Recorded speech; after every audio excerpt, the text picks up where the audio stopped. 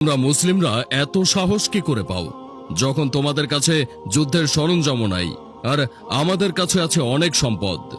বদর 2 হিজরি 17 রমজান। অবস্থান মদিনার দক্ষিণ পশ্চিমে 80 মাইল দূরে বদর উপত্যকা। শক্তি সংখ্যা মদিনার মুসলিম 313, মক্কার কুরাইশ 1000। ফলাফল মুসলিমদের বিজয়। 5 হিজরি 627 খ্রিস্টাব্দ। অবস্থান মদিনার সীমানা। শক্তি সংখ্যা মুসলিম 3000, আরব ও ইহুদি জোট সংখ্যা 10,000। ফলাফল অবরোধ ব্যর্থ, মুসলিমদের বিজয়। বেনিয়ামিন নেতানিয়াহুর চোখ কপালে উঠে যায়। কেমনে কি? তোদের এত পাওয়ার দেয় কে? দ্য পাওয়ার অফ আল্লাহ, আল্লাহর শক্তি। কই ফিলিস্তিনকে কেন রক্ষা করছে না তোদের আল্লাহ? তোদের কিছুদিনের অবকাশ দেওয়া হয়েছে। ও বেশি কথা বলে, ওর রিমান্ড বাড়িয়ে দাও। তাকে কষ্ট আরো বাড়িয়ে দেওয়া হলো। নারায়ে তাকবীর, আল্লাহু আকবার। নারায়ে তাকবীর, আল্লাহু আকবার। অচিরে জানতে পারবে তোদের তোদের ধ্বংস অতি নিকটবর্তী। বয়কট বয়কট, ইসরায়েলের পণ্য বয়কট। আমরা হলাম নবীন সেনা। ভয় করি না বুলেট বোমা। Action action, direct action. ইসরায়েলের 2 গালে, জুতা মারো তালে তালে। জোতা মারো তালে তালে। ইসরায়েলের 2 গালে।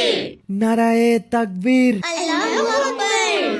আঙ্কেল, আপনি নাকি ইসরায়েলি পণ্য এখনো বয়কট করেননি? বয়কট করব কেন? আমরা তো এখন 20% পর্যন্ত ডিসকাউন্ট পাচ্ছি। আচ্ছা আঙ্কেল, মুসলিম হয়েও ইহুদিদের উপকার করতে আপনার একটুও কষ্ট হয় না? আমার আবার কিসের কষ্ট? ব্যবসা তো ভালোই চলছে, তাদের সাথে পণ্যের কোনো সম্পর্ক নেই। আমার অনেক টাকা লাভ হচ্ছে। ইসরায়েলের 2 গালে, জুতা মারো তালে তালে। জোতা মারো তালে তালে। ইসরায়েলের 2 গালে। এখন একটা হেলিকপ্টার করে চিঠি পাঠাও, রাফায় পশ্চিম সীমান্ত পাশে যেন 12 ঘন্টার মধ্যে দক্ষিণ সীমান্তে চলে যায়। পশ্চিমে অভিযান চালানো হবে। জি স্যার, এক্ষুনি যাচ্ছি।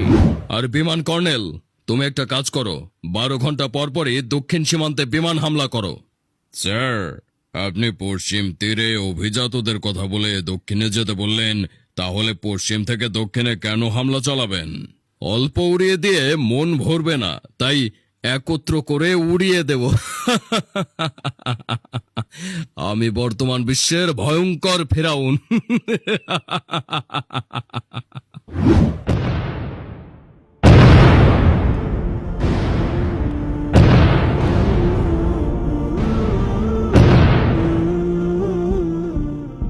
স্যার, আমাকে ডাকছেন? জি, আগামীকাল বেনিয়ামিন নেতানিয়াহু আসবে এবং আরব নেতারাও থাকবে। তুমি টুপি পাঞ্জাবি খুলে যাবে। কেন স্যার? ওখানে তো আরব নেতারাও আছে। তারা জুব্বা পরেও পা চাটতে পারবে, কিন্তু কিন্তু কি স্যার? তোমাকে নিয়ে ভয় হয়। তোমার যে ঈমান, তাতে তাদের সাথে তোমার মিলবে না। আরব নেতারা ক্ষতিগ্রস্ত, কিন্তু তারা জানে না। আল্লাহ কাফেরদের কেন ধ্বংস করবেন না? আমার জ্ঞানে এখন বুঝলাম, এটা মুসলিমদের জন্য একটা পরীক্ষা। কি বললে? বুঝলাম না। ও কিছু না স্যার, আমি তাহলে আসি।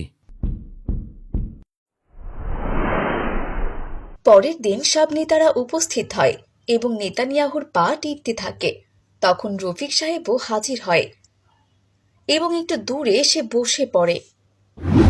বলো, তোমাদের কার কি চাই? মুসলিম নামধারী উচ্চ পর্যায়ে থাকা অমানুষরা কেউ বলল না যে আমরা সত্য প্রত্যাখ্যানকারীদের বিরুদ্ধে যুদ্ধ করব, বরং তারা কাফেরদের সাথে বন্ধুত্ব রাখল। এইদিকে আসুন। জি বলুন। গাজায় হামলা সম্পর্কে আপনি কি বলেন? থামিয়ে দাও। বন্দীদের মুক্তি দাও। শিশু হত্যার জন্য জবাব দাও। নিজের বর্বরতার জন্য আত্মসমর্পণ করো। কে? এত বড় সাহস? কোন দেশ? I am from Bangladesh. তুই কি দেখছিস না অন্যান্য বড় বড় দেশের কর্মকর্তারা আমার পা টিপছে? আমি এখানে একটাও মানুষ দেখতে পাচ্ছি না।